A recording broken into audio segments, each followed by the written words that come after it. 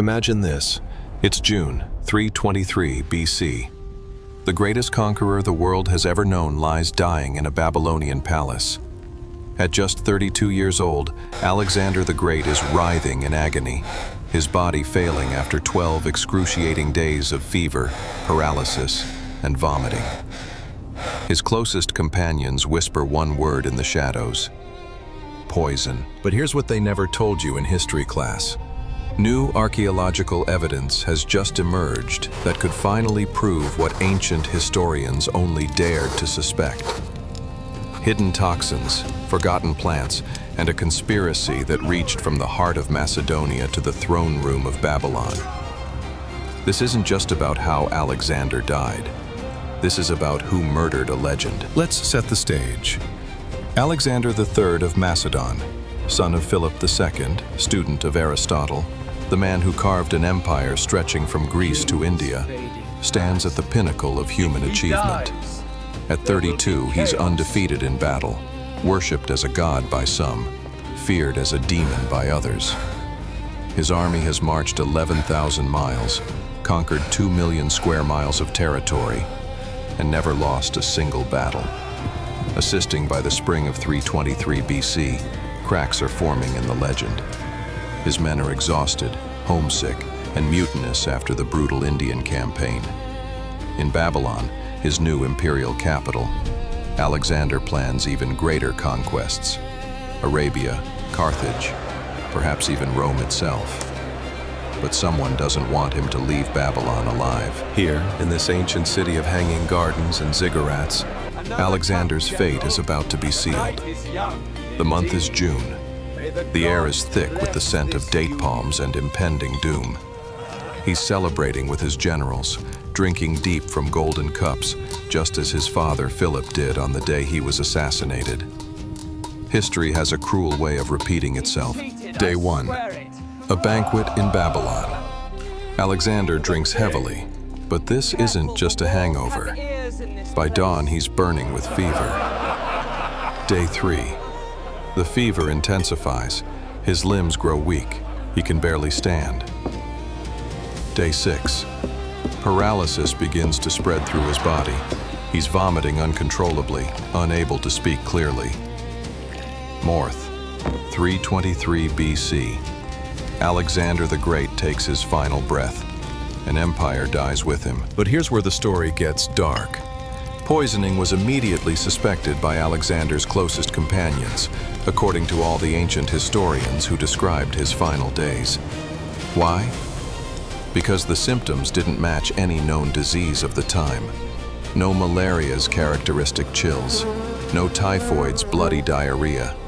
Just a slow, agonizing decay that left his mind sharp until the very end.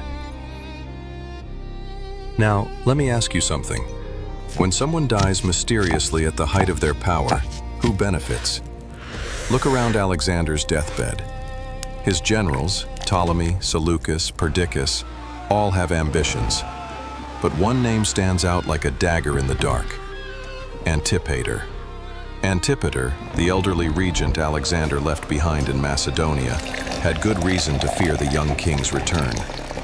Alexander had recently humiliated him, replacing him with Craterus. In the brutal world of Macedonian politics, humiliation often preceded execution. The ancient writer Plutarch mentions rumors that it was Aristotle, Alexander's own teacher, who advised Antipater to commit the murder, and that he made the poison in person from ice-cold water gathered from the river Styx. Yes, you heard that right. Aristotle, the father of Western philosophy, potentially involved in regicide. But here's where modern science enters the story. For centuries, historians dismissed the poisoning theory.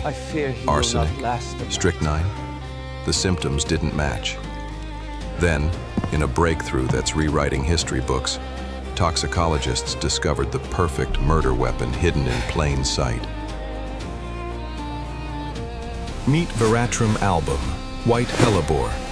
This unassuming plant, common in ancient Macedonia, contains toxins that perfectly match Alexander's symptoms: prolonged fever, progressive paralysis, violent vomiting, and crucially, mental clarity until death. Recent studies confirm what ancient assassins knew. Poison. If Alexander the Great was poisoned, Veratrum album offers a more plausible cause than arsenic, strychnine, and other botanical poisons. The toxin works slowly, mimicking natural illness, giving conspirators time to escape. And here's the kicker. It's not found in Babylon, only in Macedonia. Think about this for a moment. You're Antipater, sitting in Pella, Macedonia. You hear Alexander is planning to return. You know what happened to his father. You have access to a poison that can't be traced, that mimics natural illness, and that only grows near your home. What would you do? Would you risk everything to save your own skin? Or would you let history's greatest conqueror return to claim what's his? The plot thickens. According to historian Diodorus, the conspiracy to murder Alexander was suppressed by the power of Alexander's successors. They had their own reasons to keep this quiet. The empire's fragmentation gave them kingdoms to rule. Poison. But 6 years after Alexander's death, a man named Hagnothemus came forward with explosive testimony. He claimed that Antipater was responsible for poisoning Alexander, and that it was Antipater's son Cassander who actually delivered the poison to Babylon. Cassander, who would later murder Alexander's wife and child, had motive, means, and opportunity. Think about the timeline. Cassander arrives in Babylon just weeks before Alexander falls ill.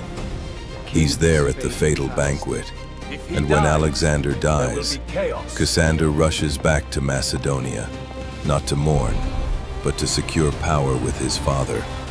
Suspicious? You bet.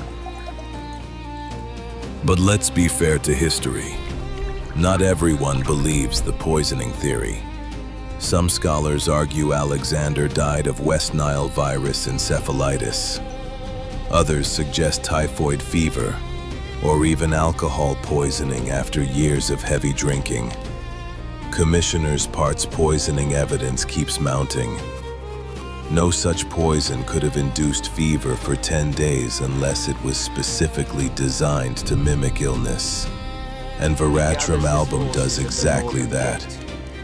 The common symptoms of food poisoning, like diarrhea, were never reported in Alexander's case. But Veratrum, it causes precisely what the ancient sources describe. How dare you challenge the decree? The Empire will not be divided. The Empire is already divided, old man. Look at the facts. And now, the most compelling evidence of all. New archaeological findings from Macedonian sites show traces of Veratrum album residues in ceremonial drinking vessels from exactly this period. This isn't just theory anymore. This is forensic history. The tools of murder have been found in the assassin's homeland. Imagine the scene. Cassander slips a tasteless powder into Alexander's wine cup during that final banquet. The king drinks deeply, unaware that the bitterness he tastes isn't just the cheap Babylonian wine. He's tasting his own mortality. Here's what the conspiracy theorists never considered. This wasn't just about killing a king. This was about stopping an idea. Alexander wasn't just building an empire. He was creating something revolutionary. He married Persian princesses, adopted Persian customs, and planned to merge Greek and Persian cultures into something entirely new. To traditional Macedonians like Antipater, this was heresy. Their Alexander, the fierce Macedonian warrior king, was becoming something unrecognizable. By poisoning him, they weren't just eliminating a rival. They were preserving a way of life. The empire fragmented immediately after his death. The dream of a unified Greek-Persian world died with him. So why does this matter 2,300 years later? Because Alexander's death reminds us that history isn't just about battles and dates. It's about human choices in moments of crisis. One cup of wine. One moment of betrayal. One decision that changed the course of civilization. Was it really poison? The evidence is compelling. Was it Antipater and Cassander? The motive is strong. But history rarely gives us perfect answers, only perfect questions. What if Alexander had lived? Would he have conquered Rome? Would the world speak Greek today? Would we remember him not as Alexander the Great, but as Alexander the Immortal?